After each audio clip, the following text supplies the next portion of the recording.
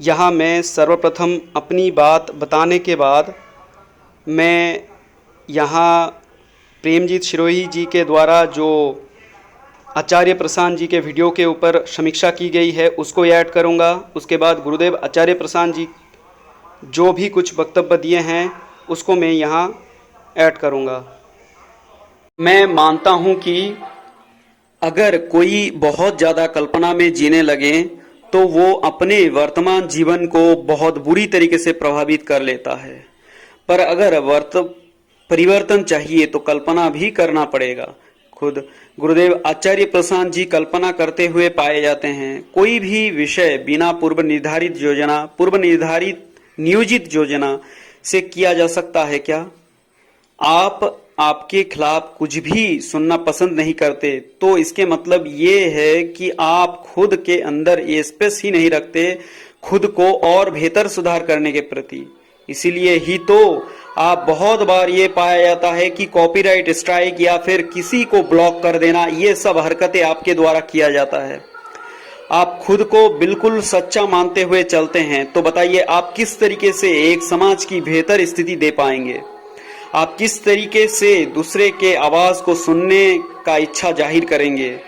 आप तो पहले से ही तय करके रखे हैं, चर्चा में बैठना ही नहीं है, क्योंकि आपके द्वारा जो भी कहा जा रहा है वही सत्य है। पुराने दर्शन में जो भी कुछ कहा गया है वो आंख बंद करते हुए आप सत्य मान लिए हैं।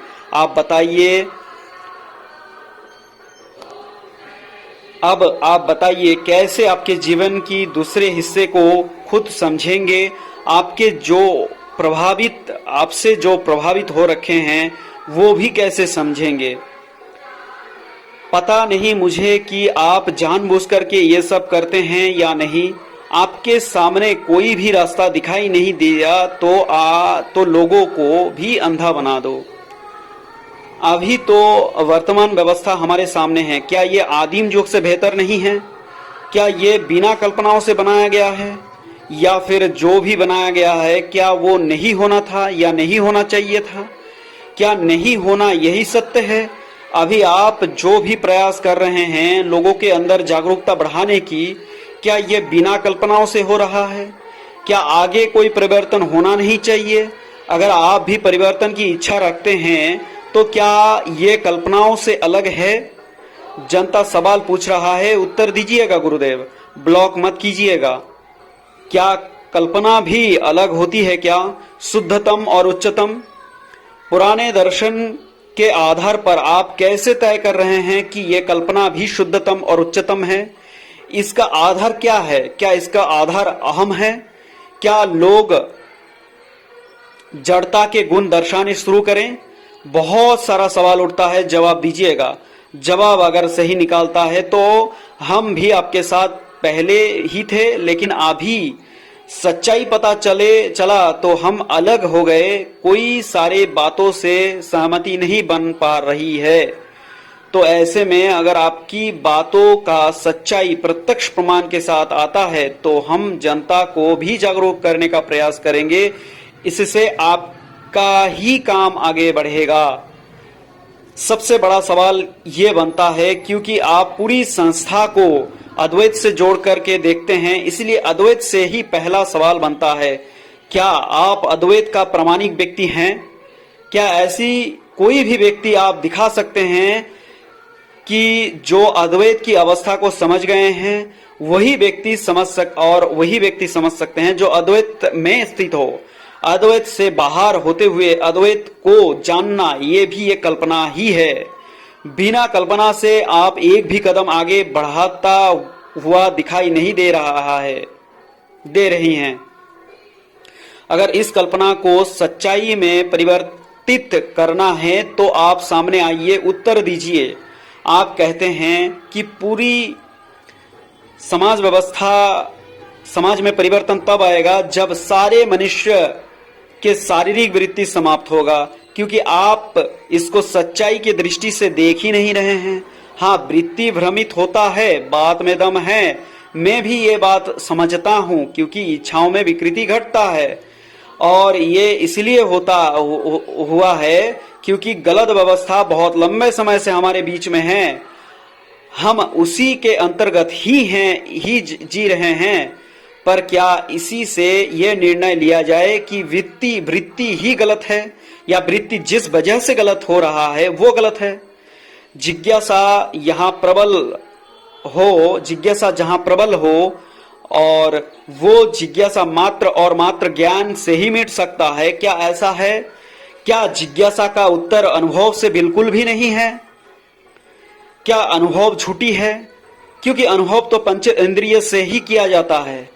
जब तक हम वृत्तियों को समझेंगे नहीं, तब तक उस वृत्तियों को कैसे एक सही दिशा दी जा सकती है, कैसे उसको ठीक तरीके से व्यवस्थित किया जा सकता है, उसके तरफ हम कभी भी ध्यान नहीं देंगे।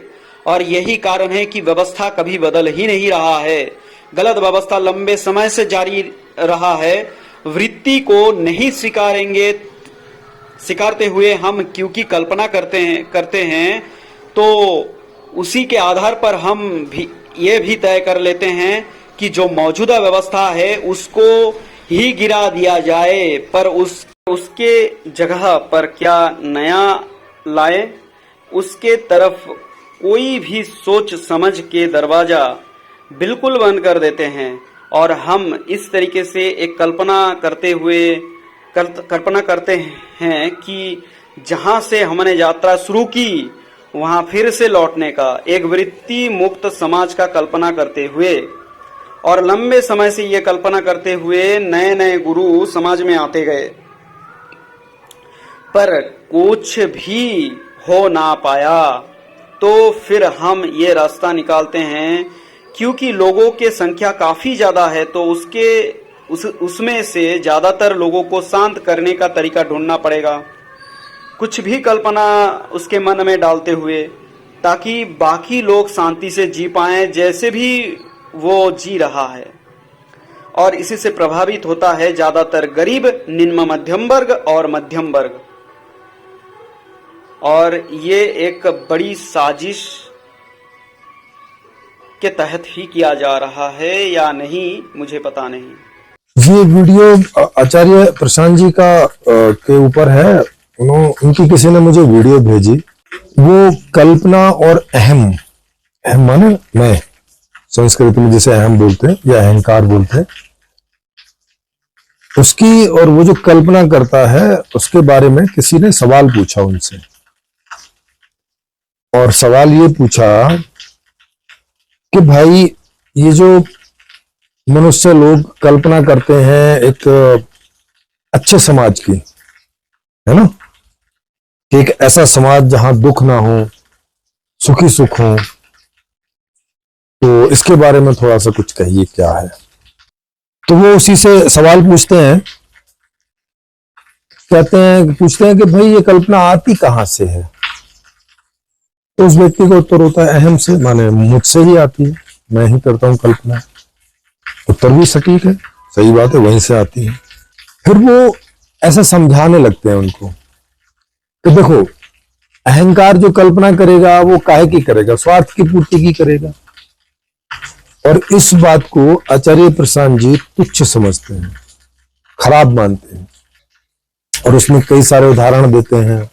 बोलते हैं कि जंगल में अगर हिरण कल्पना करेगा तो किस बात की करेगा, यही करेगा कि एक ऐसा समाज हो, जंगल का ऐसा समाज हो कि जहां शेर ना हो, माने मांसाहारी ऐसे जीव ना हो जो इन्हें दुख देते हो।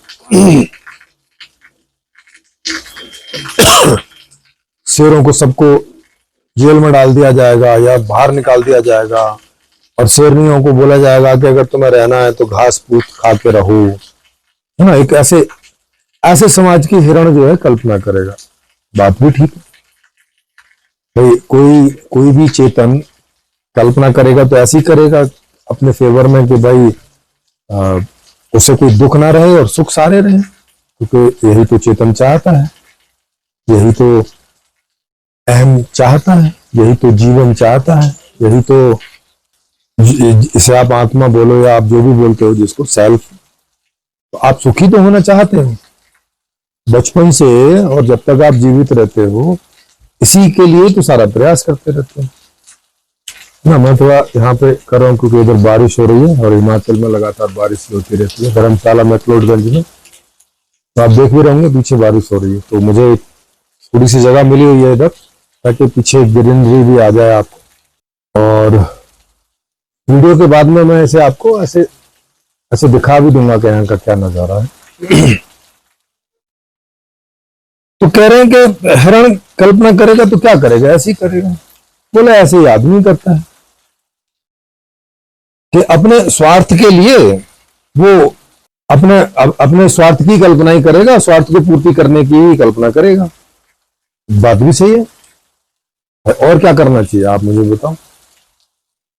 अगर आप परमार्थ की भी बात करोगे तो उसमें भी क्या है कि दूसरों के स्वार्थ की पूर्ति की बात करोगे। यानी कुल मिला के मनुष्य के स्वार्थ की पूर्ति की ही बात होगी जब मनुष्य कोई बारे में कल्पना करेगा। वैसे तो इसको कल्पना करना बोलना भी गलत है, ये शब्द उतना उचित नहीं है। इसके लिए ज्यादा सटीक शब्द है चाहत, कि वो ऐसे चाहत करता है ना।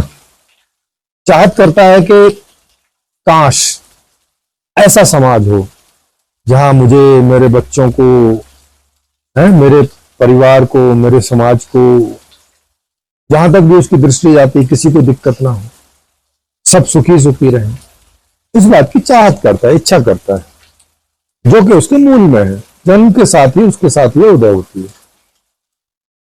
स्वाभाविक सी बात है। फिर ये क्या कहते हैं, देखो कहते हैं कि हमारे अंदर से जो कल्पनाएं उठती हैं ये किसी बेहतरी से नहीं उठती, ये बीमारी से उठती हैं। अब ये क्या कह रहे हैं, ये कह रहे हैं कि जितने भी लोग हैं जिनके अंदर अहम है, मैं है जिनके अंदर, वो बीमार लोग हैं और उनसे बीमारी की तो कल्पना उठेगी। मतलब मेरी स्वार्थ पूर्ति या जो जितने भी सब लोग हैं उन सबकी स्वार्थ पूर्ति की अगर कोई चाहत करता है या इसके लिए कोई कल्पना करता है तो कह रहे हैं कि ये बीमारी है। आप सोचो क्या करें, कह रहे ये मन की बीमारी है, मन बीमार है, और मन बीमार मन तो बीमारी जैसी कल्पना करेगा। मतलब ये इस कल्पना को बीमारी बोल रहे हैं।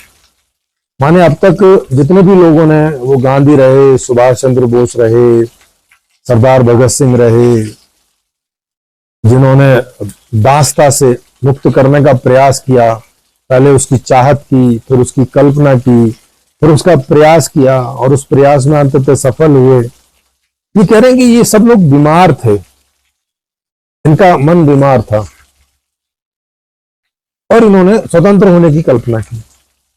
पराधीन होने से जो दुख समस्याएं खड़ी हो रही थी, उन समस्याओं से छुटने की जो चाहत की, जो कल्पना की, जो फिर प्रयास किया, ये कह रहे हैं कि ये बीमार मन की कल्पना है, ये उनके अहम की कल्पना है और ये बीमारी है।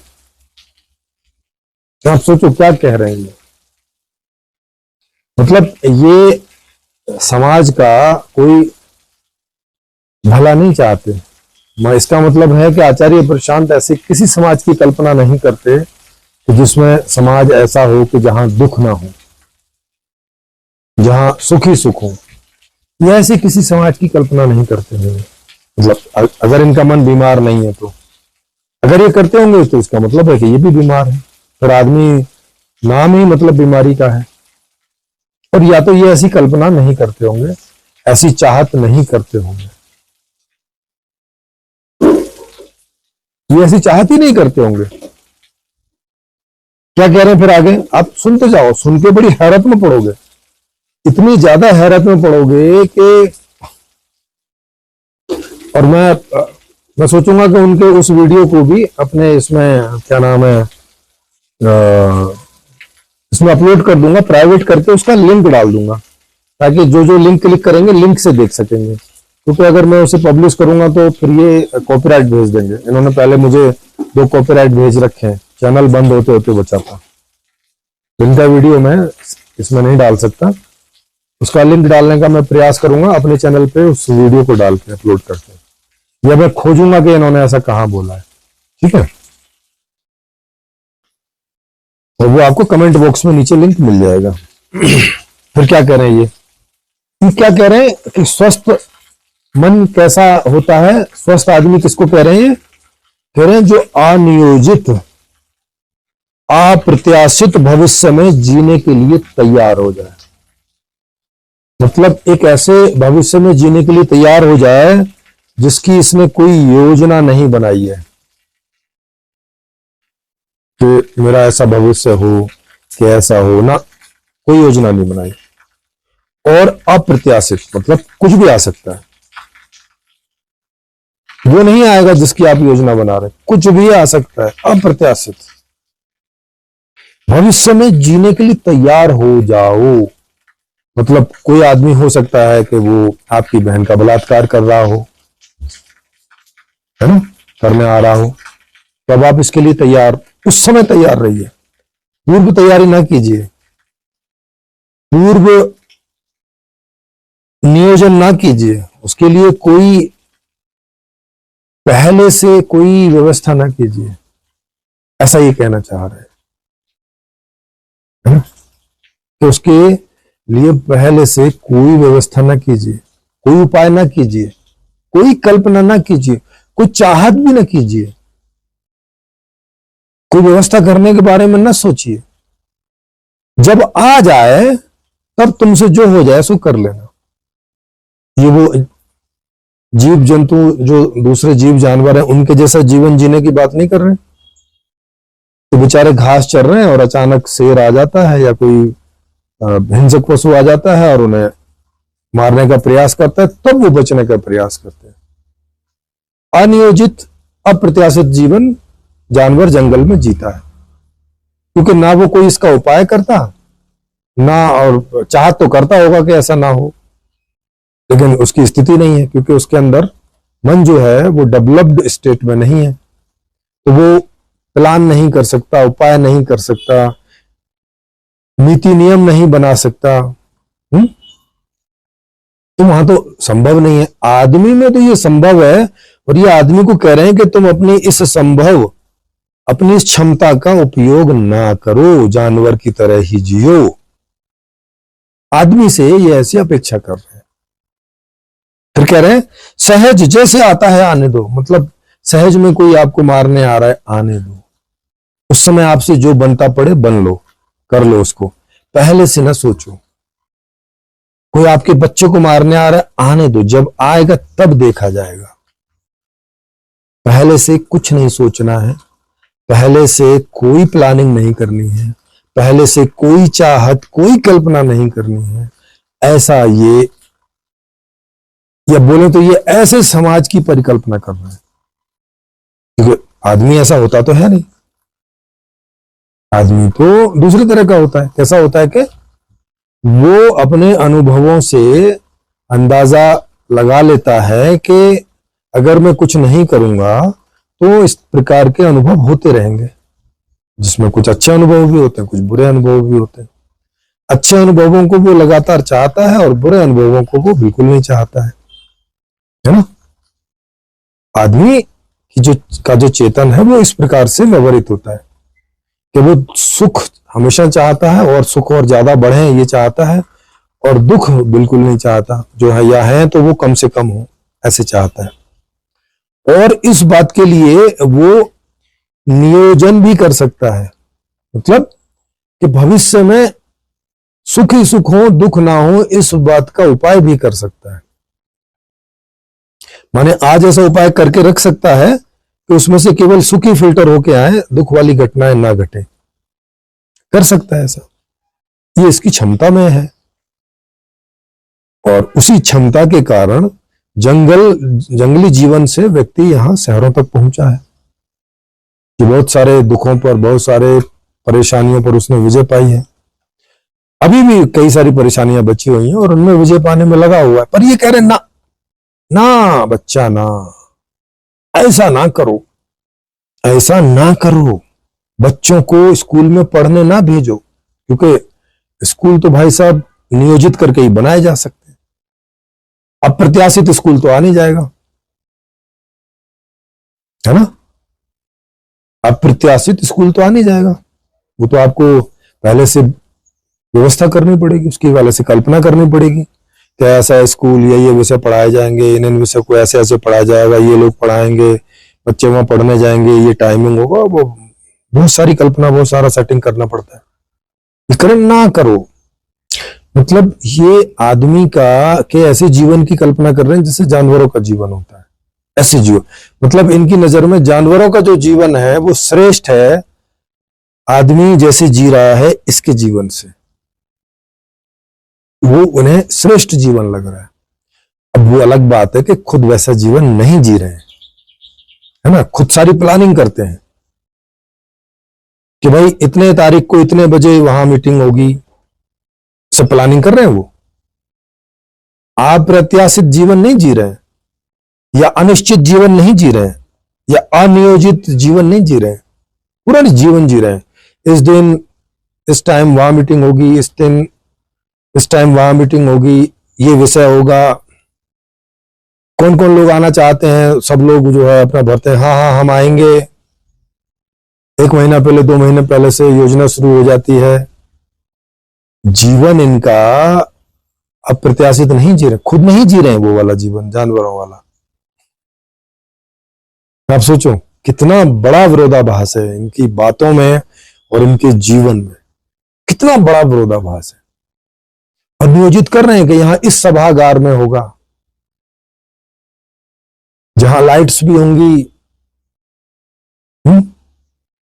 जहां माइक भी होगा, जहां रिकॉर्डिंग भी होगी, जहां यूट्यूब पे भी डालेंगे। भाई ये सब नियोजित है कि नहीं है? पूर्व नियोजित ही है ना ये सब, या अप्रत्याशित है कि अचानक मीटिंग आ गई, अरे ओहो। फिर क्या कह रहे हैं? फिर कह रहे हैं कि अगर कह रहे हैं कि अगर हम सहज में जिए, जैसे मतलब जैसे जानवर वगैरह जीते हैं, तो कह रहे हैं फिर स्वार्थ मिटने लगता है। भाई कौन से जानवर का स्वार्थ मिट जाता है इससे?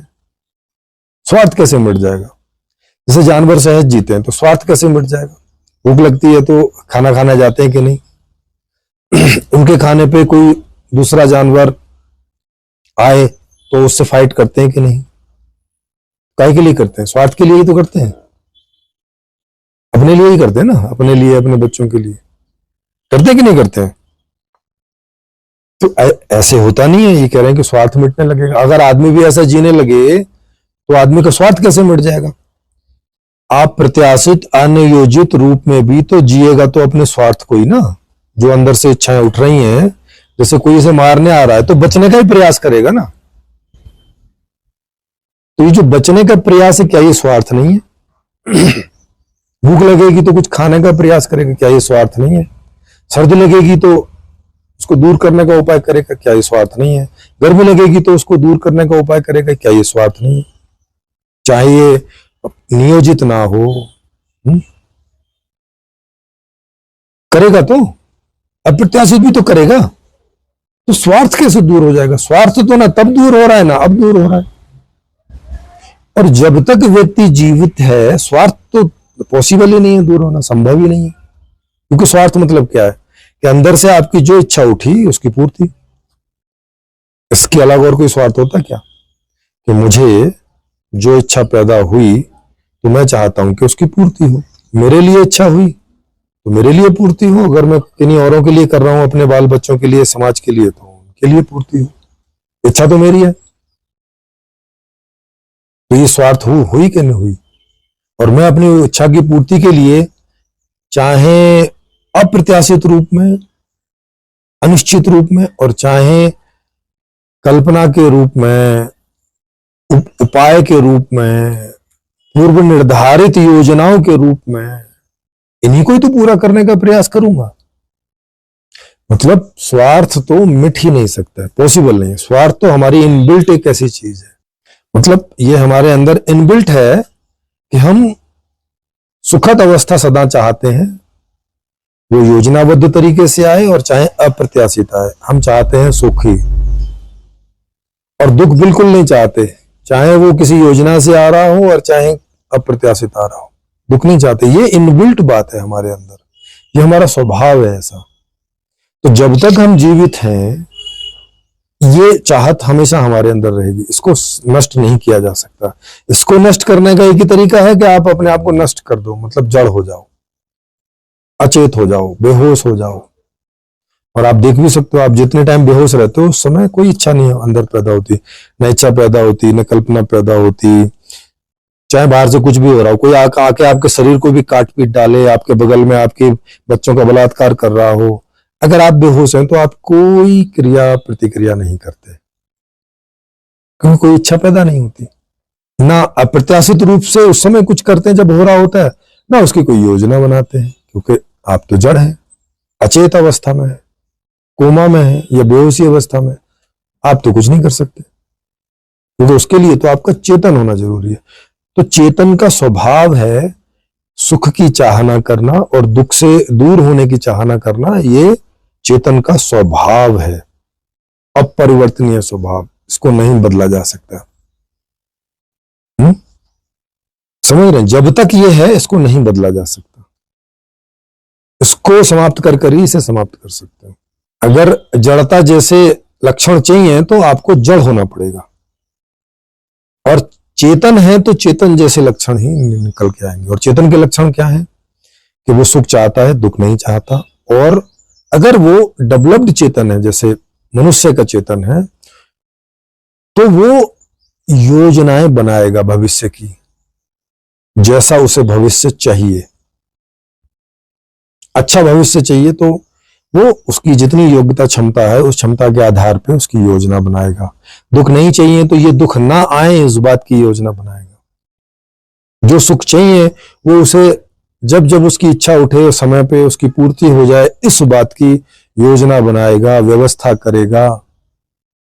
और इसी टैलेंट की वजह से मनुष्य, इसी पात्रता योग्यता की वजह से जंगल से निकल के मनुष्य शहरों तक पहुंचा है।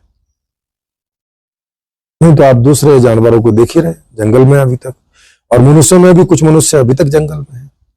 उनकी स्थिति में अभी बदलाव नहीं हुआ है। वो ट्राई कर रहे हैं पर बहुत छोटे लेवल तक ट्राई कर पाते हैं, जितना उनका विकास हुआ है।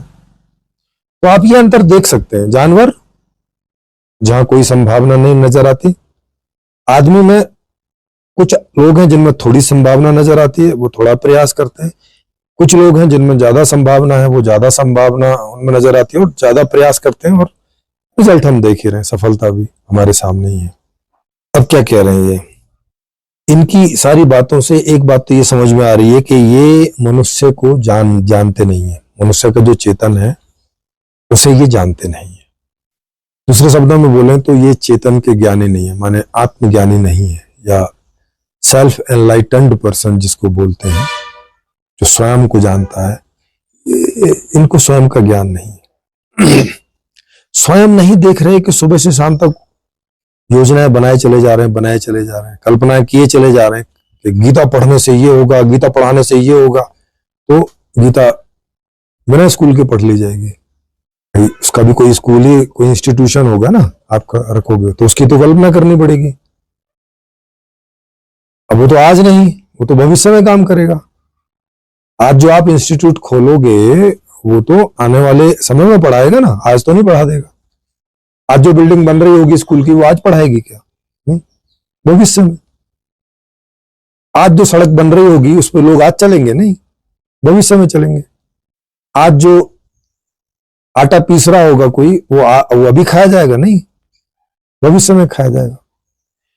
हमारे जितने सारे कार्य हैं, आज जो फसल बोई जा रही है वो अभी खाई जाएगी नहीं, 3 महीने बाद, 6 महीने बाद, 2 साल बाद ऐसे खाई जाएगी। माने मनुष्य के इतने सारे काम हैं जो योजनाबद्ध तरीके से होते हैं, वो उन्हें अप्रत्याशित रूप में नहीं छोड़ता है। माने मनुष्य की पकड़ में जितने हैं, मनुष्य की योग्यता जितनी विकसित होती जाती है, वो उतने सारे कार्यों का नियोजन करता जाता है, अपने कंट्रोल में लेता जाता है कि जब जितना जहां मुझे जरूरत पड़े, या हमको सामूहिक तौर से देखें तो जितना जहां जब जरूरत पड़े तो हमारे पास वो उपलब्ध हो भविष्य में। अप्रत्याशित रूप में हम ना बैठे हों कि आ गया, खाना मिल गया तो खा लिया, नहीं मिला तो भूखे रह गए ना, ऐसे करके नहीं। तो ये मनुष्य की चेतन को जान नहीं रहे, समझ नहीं रहे, जबकि खुद भी वैसा ही चल रहे हैं। खुद भी सुबह से शाम तक नियोजित ही करते हैं।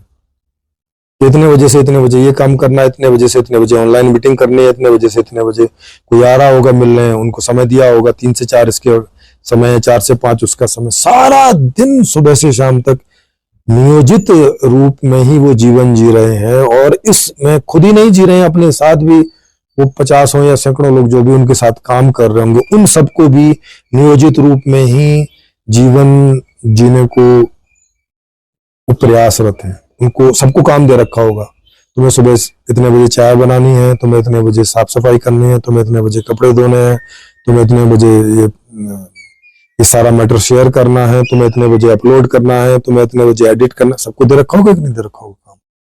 तो ये जो बोल रहे हैं, अपने बोलने में और इनके ही जीने में जमीन आसमान का फर्क है। फिर ये दूसरों को ऐसी बातें क्यों कर रहे हैं? मैं इस वीडियो का कुछ भी करके लिंक बना के डालूंगा नीचे, क्योंकि बहुत इंपॉर्टेंट है। हो सकता है आप लोग विश्वास ना करो, क्योंकि नहीं आचार्य प्रशांत तो भाई तो ऐसी ऐसी बातें कर रहे हैं कि भाई मांसाहार बंद करो। अभी आज तो बंद होगा नहीं, ये तो कोई कल के समाज की ऐसी ये कल्पना कर रहे हैं कि कल को कोई ऐसा समाज हो जहां मांसाहार ना होता हो, जहां जनसंख्या ना बढ़ती हो, है ना, क्लाइमेट जो चेंज नेगेटिवली हो रहा है वो ना हो। ये भी तो ऐसी कल्पना कर रहे हैं खुद भी, और फिर भी नहीं कह रहे हैं कि अहम कल्पना करेगा तो क्या करेगा, खराब ही करेगा। अहम को ये बीमारी मान रहे हैं। अहम माने संस्कृत में अहम बोलते हैं, हिंदी में मैं बोलते हैं। जैसे मैं बोलूं मैं खाता हूं, मैं पीता हूं, मैं जाता हूं, या मैं आपको बोलूं तुम या आप, ये बीमारी बता रहे हैं इस बात को। मतलब चेतन जो है वो बीमारी है। चेतन बीमारी, उसका मन बीमारी, फिर उसकी बुद्धि बीमारी, उसकी मेमोरी बीमारी, उसका शरीर बीमारी। मतलब फिर है क्या हुआ? बिना चेतन के कोई व्यक्ति हो सकता है? नहीं हो सकता। अचेत तो वो मृत प्राय होगा, कहीं कोमा में पड़ा हो या बेहोश पड़ा हो तो उसे बीमार बोला जाता है कि भैया ये आदमी बीमार है। जैसे शरीर का कोई अंग चेत ना हो, मतलब काम ना करे, मैं हाथ उठाना चाहता हूं लेकिन उठ नहीं रहा है, मतलब अचेत हो गया मेरा ये अंग, मेरी इच्छा के आधार पे काम नहीं कर रहा, तो इसे बीमार बोला जाता है। तो ये उल्टा कह रहे हैं, ये कह रहे हैं कि मेरी इच्छा के आधार से जो मेरा मन काम कर रहा है, मेरा शरीर काम कर रहा है, ये बीमारी है, इसे बीमारी बता रहे हैं। चुप, आप भी बोलेंगे यार ऐसे तो नहीं कर सकते, आपका सोचना भी ठीक है, लेकिन वो नहीं सोच रहे हैं कि इस सवाल का जो ये जवाब दे रहे हैं उसका अर्थ ऐसा होता है। ये वो खुद भी नहीं सोच रहे होंगे, कभी उन्होंने खुद नहीं सोचा होगा कि मैंने जो ये उत्तर दे दिया है और ये जो मैं सुबह से शाम तक जीता हूं ये मैच तो करता नहीं। कभी मैच कोशिश नहीं की होगी, चेक ही नहीं किया होगा, बस अंदर दिमाग में जो आया सो बोल दे, क्योंकि अंदर कुछ समझ रखा है ऐसा कि मन बीमारी होती है। वो पीछे के गीता रामायण ये सब पढ़ के ऐसे दिमाग में घुस जाती हैं चीजें, क्योंकि वहां सब ऐसे ही लिखा हुआ है, वहां कोई चिंतन नहीं है उसके पीछे ढंग का, 3rd क्लास चिंतन है वहां पे, और वही चिंतन इन्होंने पढ़ लिया है और चीजें रट ली हैं। मन मतलब खराब चीज होती है, अहंकार मतलब खराब चीज होती है, अहम मतलब खराब चीज होती है, इच्छा मतलब खराब चीज होती है, स्वार्थ मतलब खराब चीज होती है। उस आधार पे ये जो जवाब देते चले जा रहे हैं। अच्छा, जब जी रहे हैं जी इसी आधार पर रहे, उसे नहीं देख रहे कि भाई एक तरफ तुम इसे खराब बता रहे हो और एक तरफ उसी आधार पर जी रहे हो। दूसरी तरफ उनसे बोलो तो वो सरदार भगत सिंह की प्रशंसा करते ना, आपके कई स्पीच में मैंने भी सुनी है उनकी, तो प्रशंसा करते हैं। अभी यहां कह रहे हैं कि अच्छे भविष्य की कल्पना करना बीमारी है। मतलब उन्होंने अपनी जान दे दी इस कल्पना में, इस चाहत में कि मेरा ऐसा करने से अंग्रेज यहां से चले जाएंगे और यहाँ के जो मेरे लोग हैं जो परेशानी में जी रहे हैं उनका जीवन आज से बेहतर हो जाएगा। तो इसे ही बीमारी कह रहे हैं। इस उत्तर में अपने इस वीडियो में बीमारी बोल रहे हैं। बताओ, इनको समझ ही नहीं आ रहा है कि चेतन का ये स्वाभाविक गुण है। अगर चेतन डेवलप होगा तो वो अनुभव करेगा स्थिति परिस्थितियों का, जो भी हो रही हैं उसमें चिंतन मनन विचार करेगा कि इसमें से मुझे क्या चाहिए क्या नहीं चाहिए, और जो चाहिए वो कैसे भविष्य में मिलता रहेगा, क्योंकि अप्रत्याशित रूप से तो कुछ पक्का नहीं है। मिल गया तो मिल गया, नहीं मिला तो नहीं मिला। जी गया तो जी गया, मर गया तो मर गया। मतलब पूरी तरह से प्रकृति पर आधारित हो जाता है कि प्रकृति से कुछ मिलता रहा तो जी लिए, और नहीं तो खत्म हो गई कहानी। हाथ में, जैसे जानवर के हाथ में अपने में कुछ नहीं होता, बहुत सीमित सी क्षमता होती है उसकी कि शेर आया तो अगर भाग भूग के बच गया तो बच गया, और नहीं तो मर गया तो मर गया। वहीं हिरन, दूरी हिरनी बैठी रहती है और उसके बच्चे को टाइगर और ये सब उठा के ले जाते हैं और देखते रहती है सामने, कुछ नहीं कर सकती। अप्रत्याशित रूप से हमला होता, क्या कर सकती? भागने भूगने के अलावा कुछ नहीं कर सकती। ऐसे जीवन की ये अपेक्षा कर रहे हैं, ऐसे जीवन का संदेश दे रहे हैं लोगों को कि ऐसा जीवन जियो तो आप महान होगे, तो आप सच में आपका जीवन जो है वो जीवन जैसा होगा, ऐसा बोल रहे हैं। बताइए इनका क्या फायदा है? आईआईटी और आईआईएम पढ़ लिए, ये दिमाग बिल्कुल रसातल में चला गया इनका, बुद्धि रख दी इन्होंने गिरवी अपनी कहीं पे। कैसी कैसी बात। और थोड़े बहुत लोगों को नहीं, 5 करोड़ से भी ज्यादा लोग इनको सुनने वाले हैं, और उनके दिमाग में क्या डाल रहे हैं ये? कह रहे हैं कि बस ऐसे ही जियो अप्रत्याशित रूप से, जब भूख लगे तब हाँ अच्छा भूख लगी है, हो क्या खाएं? घास ही मिलेगी फिर खाने को, क्योंकि रोटी और चपाती ये सब खाने के लिए तो पहले से उपाय करके रखने पड़ते हैं। आटा रखना पड़ता है, सब्जी रखनी पड़ती है, नमक मिर्च मसाले गैस सब रखना पड़ता है। प्यास लगी तो अब ढूंढो नदी, या 2 किलोमीटर दूर नदी है, जाओ पानी पीने। वहां तो पता चला पानी पीने पीने गए, वहां शेर मिल गया और शेर डकार गया तुम्हें तो पानी नहीं मिला, उसको तुम मिल गए। मुझे आचार्य प्रशांत जी का ये सबसे वर्स्ट वीडियो लगा, सबसे खराब, सबसे कम बुद्धि का, बल्कि बोले तो बिना बुद्धि वाला वीडियो। बिना बुद्धि के जवाब दिया उन्होंने। जो पीछे से जो चला आ रहा है बिना सोच समझ की बात, उसको जो है ऐसे दिमाग में रख के और बोल दिया इन्होंने। और गीता पढ़ने वाले से कोई बहुत ज्यादा अपेक्षा की भी नहीं जा सकती। गीता, रामायण, पुराण, वेद, कुरान, बाइबल, इनसे कोई बहुत बड़ी अपेक्षा है भी नहीं। अब तक भी इन्होंने कोई तीर नहीं मार दिया समाज में कि जितना विकास आप सब देख रहे हो इनमें इनका तो कोई योगदान है नहीं। ये तो उसको और रोकने का ही प्रयास करते हैं। किनका योगदान है? जो लोग ऐसी कल्पना करते हैं, ऐसी चाहत करते हैं, ऐसे प्लान बनाते हैं कि हमारा भविष्य सुखी हो, दुख उससे हटे, ये उन लोगों के कारण है, इनके कारण नहीं है। ये तो और उसे पीछे खींच रहे हैं, जैसे अभी ये 5 करोड़ लोगों को पीछे खींच रहे हैं कि ना अप्रत्याशित रूप से जियो, कोई जॉब की जरूरत नहीं, कोई संविधान की जरूरत नहीं, कोई व्यवस्था की जरूरत नहीं, कोई घर की जरूरत नहीं, कुछ नहीं, बस जंगल में पहुंच जाओ और अप्रत्याशित रूप से जब भूख लगे तो खाना ढूंढो, जब प्यास लगे तो पानी ढूंढो, जब सर्दी लगे तो धूप देखो, मिल जाए तो, या किसी गुफा में घुस जाओ, जब गर्मी लगे तो किसी पेड़ के नीचे बैठ जाओ। ऐसे जीवन की बात कर रहे हैं। कह रहे हैं कि अप्रत्याशित और अनियोजित भविष्य में जीने के लिए तैयार हो जाओ। तैयार कर रहे हैं ये 5 करोड़ लोगों को कि आप भविष्य में अप्रत्याशित और अनिश्चित जीवन जीने के लिए अपने आप को तैयार करो। कल्पना तो कर रहे हैं ये भी, मगर ऐसे जीवन की, ये भी भविष्य की ही कल्पना कर रहे हैं कि भविष्य में एक ऐसा समाज होगा जो जानवरों जैसा जीता होगा, वो खुशहाल नहीं होगा, उसके दुख कम नहीं होंगे, वो आज से ज्यादा दुखी होगा और आज से कम सुखी होगा। ऐसे जीवन की कल्पना में आचार्य प्रशांत जी लगे हुए हैं, और इनके साथ और भी बहुत सारे लोग लगे हुए हैं। ना समझी तो अब मैं इसको बहुत बड़ी ना समझी ही बोलूंगा। बताओ,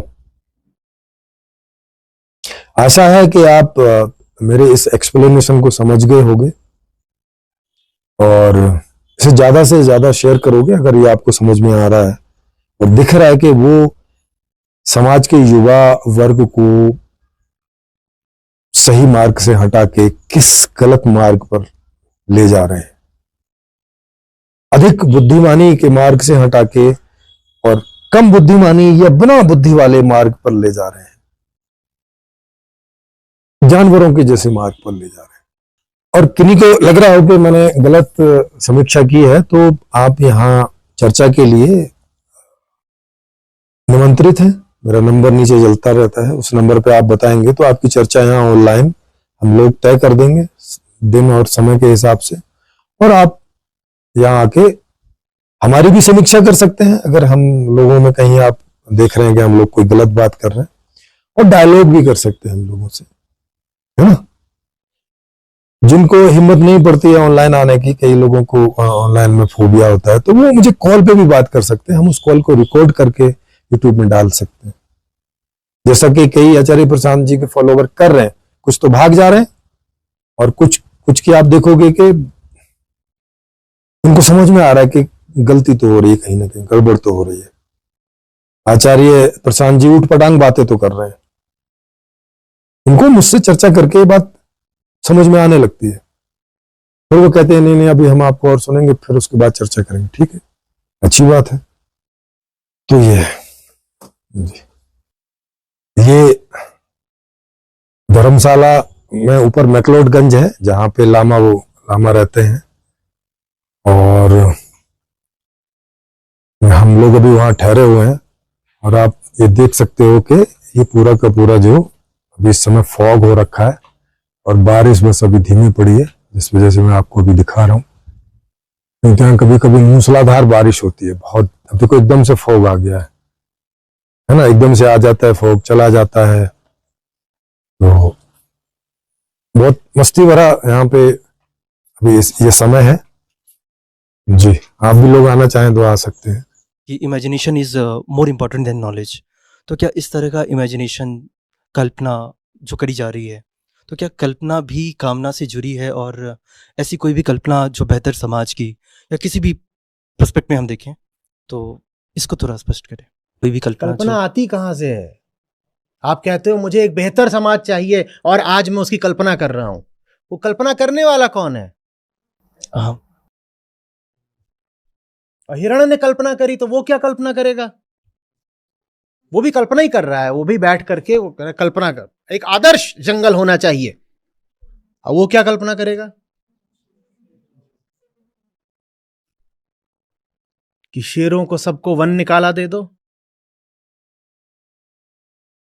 और शेरनियों को सबको घास चरना सिखाओ, और ये हमारे यहां आकर के सफाई वगैरह करना सीखें। आप जिसको एक आदर्श समाज बोलते हो, बेहतर ही बोलते हो कि आगे कुछ और अच्छा होना चाहिए, वो आप ही के अनुसार तो अच्छा होना चाहिए ना। आप हो कौन? आप हो अहम। अहम जो कल्पना करेगा वो सब उसके स्वार्थ को बढ़ाने के लिए ही तो होंगी। समाज के जो अलग अलग वर्ग हैं उनको देखो, सबकी भविष्य को लेकर अलग अलग कल्पनाएं होती हैं। क्यों होती हैं? क्यों होती हैं? अपने अपने स्वार्थ के हिसाब से। जिनको आरक्षण नहीं मिला हुआ है वो कल्पना करते हैं एक दिन ऐसा आएगा किसी को नहीं मिलेगा, या सबको मिलेगा। जिनको मिला हुआ है वो अगले आदर्श समाज की कल्पना करते हैं कि मिला हुआ है तो अनंत काल तक मिला रहे। कल्पना तो सब करते हैं भविष्य की, पर अपने अपने हिसाब से। तो इसीलिए कल्पना कोई बेहतरी नहीं दे देती। कल्पना तो अहम का प्रक्षेपण होती है, विस्तार होती है। कल्पना जैसे बीमारी से निकलती है भीतरी, बीमार मन का विचार होती है कल्पना। इसीलिए फिर कितनी बार समझाया है कि जितने तुम स्वस्थ और सहज होते जाते हो उतना भविष्य की कल्पना करने की जरूरत कम होती जाती है। उसके बाद आप एक अनियोजित अप्रत्याशित भविष्य में जीने के लिए तैयार हो जाते हो, कल्पित भविष्य में नहीं, नियोजित भविष्य में नहीं, पूर्व निर्धारित भविष्य में नहीं। कैसा भविष्य? सहज, जैसा है आने दो, जैसा है आने दो। क्योंकि ऐसा आए कि वैसा आए, हमारी दोनों ही ओर कोई कामना, कोई पक्ष है ही नहीं। जैसा भी आएगा ठीक होगा। पर जब आप डरे होते हो तो कहते हो ऐसा आएगा तो हाय हाय पता नहीं क्या हो जाएगा, और ऐसा आएगा तो गुलाब जामुन मिल जाएंगे। ऐसा आएगा तो बड़ी गड़बड़ हो जाएगी, और दूसरी तरफ का आ गया तो बड़ा मजा आ जाएगा। ये कल्पना है। कल्पना तो स्वार्थ के हिसाब से होती है ना। और जब स्वार्थ मिटने लगता है तो कल्पना पर जीने की जरूरत भी कम होने लगती है।